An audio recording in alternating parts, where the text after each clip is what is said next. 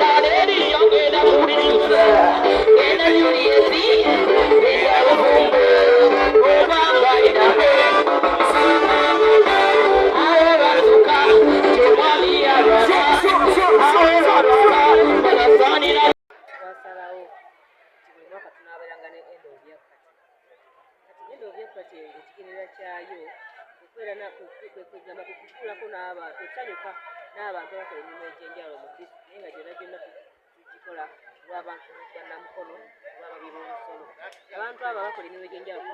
bannaffe abateeka ensimbi mu mirimu egy'enjawulo mu disitulikiti eno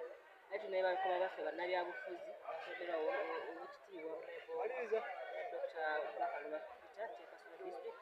tulinayo ne bakama baffe ofisa RDC ne Diso ate naffe abakozi ba gavumenti nti mu mwaka tunaabeerangayo neokwesanyusaamu nga olwaleero tulaba nga tusanyukamu tukakanya ne oluusi tuba n'ebisomooza naye nga tukola olunaku ngalo tusanyukamu naye nekituyamba okwongera okumanyagana n'okuzimba obumu bwaffe kubanga obumu bwe buba tebuliwo tetusobola kutambuza n'ebintu byetutambuza naye nga omukolo guno we gutuukiddewo twaze tukola ebintu eby'enjawulo ebabega wiiki ewedde twalinayo emipiira emizannyo twalinayo emipiira egy'ebigere n'egy'engalo era twalina ttiimu ez'enjawulo ezaali etabamu waliwo ttiimu yali eya local government oba sub counties ne town councils nabeerawo ttiimu yali eya disitulikiti eri quarter staff nabeerawo ne ttiimu eyabakama baffe nga era ekigendererwa kyakubeera nga twongera okuzimba obumu n'okwongera okukola ki okumanyigana ekyali kya lunaku kya wiiki ewedde olunaku lwali lwakutunga ate olunaku kwosajjo twasalawo twali twateesemuka tumereko mu community tumereko kyetukola kubanga abazzayo ku community tetutera okukoleramu emirimu tetukola bulungi bwansi twamukolera kalagi nga twakola okuyonja era nako kwetabirwamu abakulembeze ab'enjawulo ku mitendera egy'enjawulo ku sub county ku town council nakifuma naggalama naffe abakozi ba gavumenti ne bakama bafuna obukiiko aba disitulikiti era nga kyatuyamba okwongera okutegeera obuzibu abantu babeeramu community ebutundu ekyekyanakifuba ebadde ey'okuntikko kibadde akanywero kaffe ak'okuntikko nga bwe ŋŋambye tulaba nga tubeerako awamu tusanyukira wamu olw'emirimu gye tukoze omwaka tugenda okuggwako 2024 era nga bwe tukoze olwaleero tutaddewo n'okusiima abakozi abaali bakola emirimu gyabwe ne bawummuzibwa tubasiimye olw'emirimu gye baakola tubawa ne certificates era bangi basanyuse nnyo babadde tebakifuna naye tusiba ne bannaffe aba development partners oba ab'emirimu gyennakyewa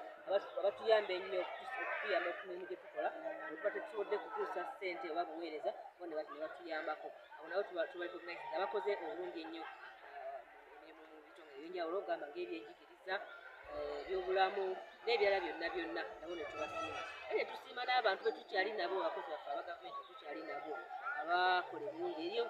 era nga bwetuba tukola emirimu eriyo abasukuluma ku balala olwekyo abasukuluma ku balala tubawadde certificate oba tubasiimye olw'emirimu gye bakola okwongera okubazaamu amaanyi okukola obulungi era nga bulijjo ate n'okubanga n'okuteekamu omutima ogukola eri abalala batafunye certificate olunaku olulala nabo bakoleki bafune certificate tubasiime olw'emirimu gye bayinza okuba nga basinzizzaako bannaabwe kye tuyita rewards and sanctions committee ekintu ky'entertainment and business service commission yaffe weeri abantu abatakola bulungi emirimu gyabwe tutera obbakangavula engeri ezitegerekeka ezalandibwa amateeka gatutwala tetubikira batakola bulungi era abatakola bulungi tubakwatako olwokuba ne komishoni naye etuyambako okwekennenya abakoze obubi era gyetubatwala mu komishoni abamu bayinza okuteekwakukateebaadikishoni eyoyawako oba abalala netubako nengeri gyetubakwatamu nga gavumenti nga standing orders ezitugamba enkolagana yaffe n'abantu etukwatagana nabo okola emirimu kubanga fena abakozi ba gavumenti ebyetukola feka naye ne bakama basalanjawulo kasi oza RDC kuba batubakimusobedde okuba nga tukkaanya enkwataganya yaffe y'emirimu oba obukugu bwaffe kubanga tukola ate era n'ekyokubiri twaleka okusanja mwaka olunaku lwajjo twageze okusajjeno damu kubanga musajjeno agenda kunoonyereza egye twakoze obusente naye batwagezeeyo ebisinga okuddamu ebaluwa eraganga munoonyereza ekikoze ekyenjawulo ebisinga bye bayogeddeko nga twaliwo nyo ekigamba nti basente zaaliiriddwa naye nga n'ebyo bagisangayo bagizimbe batwagizimba bulungi nga bya mutindo gusaanidde atera n'ebikugerezamu naye nga bwe ngambye tekubulamu okugulu okugamba tukomite kubanga tugenda enkola yaffe ey'emirimu era ne bakama baffe tubagomba kubeera nti oba basanga eri ekitateredde batutegeezaako netumanya netubayamba tukutanyaayo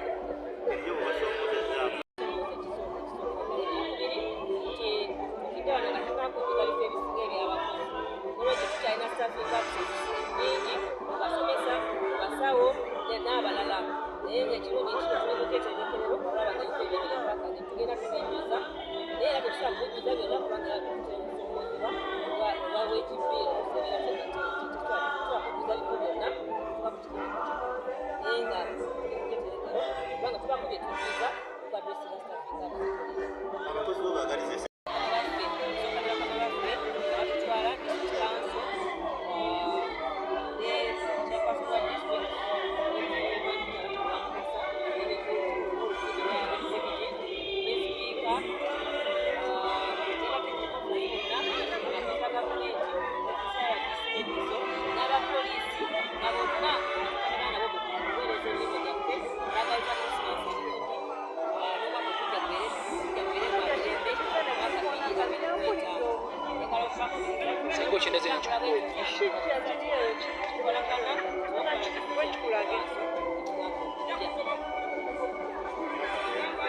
Frederick Senfuma, Headmaster Council Boarding School, kuva 2 okusoma leero. Nimusanyufu nnyo okuva leero 12 Desemba 2020 disitulikiti Mukono yatusibesa omukolo ogw'okusiima abakozi bonna abakoze obulungi. Nyanzi Kamunye Frederick nze omu ku bo. Nze nno kinsiimisizza olw'okuba nti mwaka ku mwaka mbadde nga mpesa disitulikiti ekitiibwa n'abaana ba kisera bakola pyero yii bakola ddala bulungi nnyo. Munaddala omwaka oguwedde 2023 watula abaana 83 abaana bafuna first grade nefuna 100% first grade. Yenze ng'omu ndi musanyufu nnyo nebaza Katonda olw'ekyo nebaza disitulikiti olw'okundabawo era mbadde mbategeeza bannange nti ngenda kuddayo nkolere ddala nnyo. Saati kino kikituuseeko nze ng'omu wabula tulina teamwork ground yakakuboding kolagana n'abasomesa bange ne staff abalala bakenya mu kibiina okwaleka nti tutuuka ku buwanguzi buli mwaka.